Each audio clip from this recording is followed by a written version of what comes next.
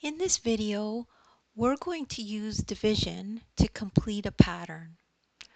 So if we have a problem like this that says complete the pattern, 6 divided by something equals 3. And then you could see it's a pattern of increasing place value, right? So these are the ones, these are the tens, these are the hundreds, these are the thousands. So the easiest way to do this is to work on the first one because it's the easiest, right?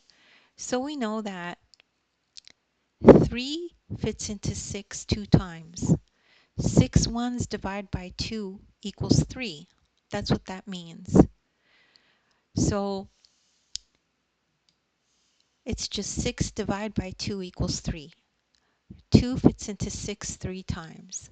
So now we can go to the next one and see that pattern. So this is 60 is 6 tens. So 6 tens divided by 2 is 30, it says here. So if you just write that as a regular number, 6 tens is 60. So 60 divided by 2 is 30. Or in other words, 2 fits into 60 30 times. Now we could look at the next one. Okay, so 600, that just means 6 hundreds. Divide by 2 equals 300. They gave us that answer, right? So if we look at it just in numbers, 600s written like this is 600. When you divide by 2, it gives you 300 or 300.